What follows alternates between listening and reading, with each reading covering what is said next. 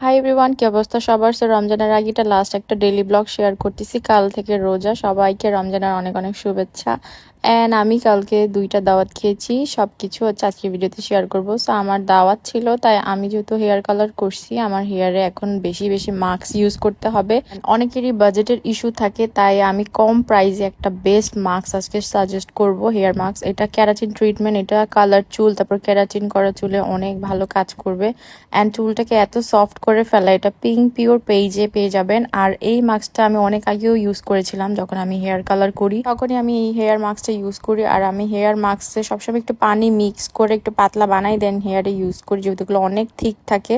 তো আমার চুলটা হচ্ছে একদম হালকা হালকা ভেজা। এটা অনেকে অনেকভাবে ইউজ করে এই মাস্কটা। অনেকে হচ্ছে চুলটা একটু স্ট্রেট করে তারপর হচ্ছে মাস্কটা ইউজ করে, বাট আমার স্ট্রেটের দরকার নেই। আমার হচ্ছে চুলটা অনেক বেশি রাফ হয়ে গেছে কালার করার কারণে, অনেক ব্লিচ হয়েছে, অনেক বেশি হিট ইউজ করা হয়েছে।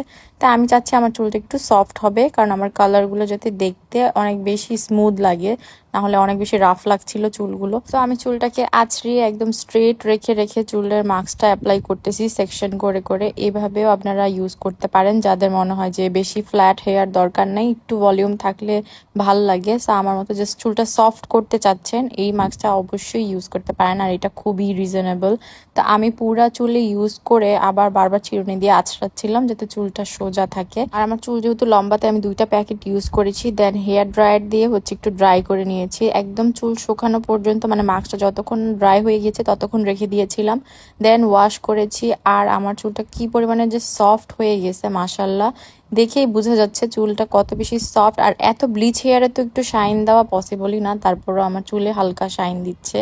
আর মেইন কথা, অনেক সফট হয়ে গেছে চুলটা, এত পরিমাণে ব্লিচ করা তারপরও।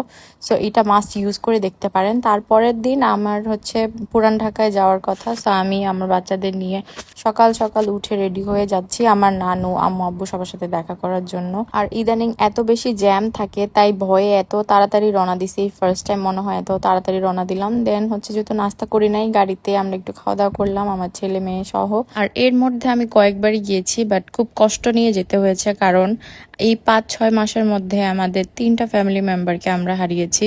আমার বড় আন্টি আর আমার একটা কাজিন ছিল আমার একদম সেম এইজের, আমার সাথে ও বড় হয়েছে, আর আমার ছোট মামা। তো এই 3জনের যাওয়ার পরে আমার ফ্যামিলি পুরাটাই ডিপ্রেসড হয়ে গেছে, সবাই অনেক কষ্টে আছে বলতে গেলে। স্বাভাবিক, একই সাথে 3টা মানুষ চলে যাওয়া এটা কেউই মেনে নিতে পারে না। এই কারণে আমি অনেকদিন ভিডিও দিই নাই, অনেক মন খারাপ ছিল। বাট যাই হোক, লাইফে তো সবারই মুভ অন করা লাগে। আর আমি আমার পার্সোনাল লাইফ একদম সবকিছু যে শো করি সেরকম কিছু না, অনেক কিছু পার্সোনালি থাকে, জাস্ট যতটুকু আমার শেয়ার করতে ইচ্ছা করে আমি করি। সো যাই হোক, পরে হচ্ছে আন্টির বাসায় চলে গেলাম। এটা আমার ছোট আন্টির বাসায় গিয়েছিলাম। ওনার বাসায় অনেকগুলো বিড়াল ছিল আগে, এখন শুধু 2-3টা বিড়ালই আছে। ওনারা হচ্ছে অ্যানিমাল লাভার। আমি শুধু দেখলাম যে লোকাল বিড়ালগুলোকেও অনেকগুলো করে খাবার দিল। তো পরে আমার ভাই ভাবি, আমার একটা মাত্র ভাস্তি চলে আসলো মাশাআল্লাহ। এন্ড দেখতে দেখতে সেও অনেক বড় হয়ে যাচ্ছে। তো তারপরে দুপুরে আমরা সবাই একসাথে লাঞ্চ করলাম, খাওয়া দাওয়া করে তারপর হচ্ছে ছাদে গিয়েছিলাম। এই বাসায় অনেক বেশি মেমোরিজ আছে। তো তারপর হচ্ছে আমার এই ড্রেসটা কিন্তু অরিজিনাল পাকিস্তানি ড্রেস, এটার অনেক রেপ্লিকা বের হয়েছে, তাই মানুষ বুঝেই না কোনটা অরিজিনাল কোনটা রেপ্লিকা। তো আমার চুলটা কিন্তু অনেক বেশি সফট লাগতেছে, অনেক সুন্দর লাগতেছে মাশাল্লাহ। দেন আম্মু, তারপর আমার এই যে জান পাখিটাও আসলো। আর ভাইয়ের বাচ্চার জন্য যে কেমন লাগে সেটা এখন বুঝি, একদম মনে হয় যে এটা আমারই বাচ্চা। তো পরে ও হচ্ছে আমাকে এখন চিনে ফেলছে ভালো মতো, যদিও আমি খুবই কম যাই আমার বাপের বাড়িতে, আমি শ্বশুর বাসায় বেশি থাকি। তো আমার ছোট বোনের বার্থডে ছিল কিছুদিন আগে, আজানের হচ্ছে এক্সাম ছিল, তাই যেতে পারি নাই। তাই ওর জন্য হচ্ছে ছোটখাটো আমরা একটা বার্থডে সেলিব্রেশন করলাম। অ্যান্ড দেখতে দেখতে আমার ছোট বোনটাও বড় হয়ে গেছে, ও আমার 12 বছরের ছোট, অনেক ছোট। সো ওর সাথে আজান ফারিস্তা হচ্ছে খেলে, আগে খেলতো, বাট এখন সে তো বড় হয়ে যাচ্ছে, এটা আমার ছেলে মেয়ে মানতেই চায় না।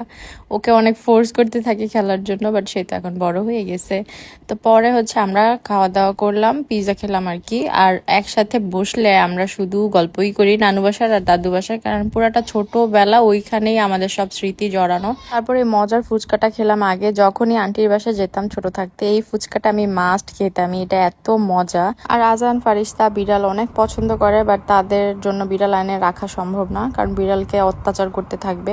সো ওখান থেকে পর আমি আমি বের হয়ে গিয়েছি, কারণ আমার ধানমন্ডি যেতে হবে। ফাহিম ভাইয়ার হচ্ছে বার্থডে ডিনার ছিল, তো আমি বুঝি নাই রাস্তায় এতটা জ্যাম থাকবে, না হলে আরেকটু আগে বের হতাম। তো খুব কষ্টে আমি 2-2.5 ঘন্টা লাগাই হচ্ছে পুরান ঢাকা থেকে ধানমন্ডি গিয়েছি। এত বেশি জ্যাম ছিল আর আমার অনেক খারাপ লাগতেছিল, কারণ আমার জন্য সবাই বসেছিল 12টা পর্যন্ত।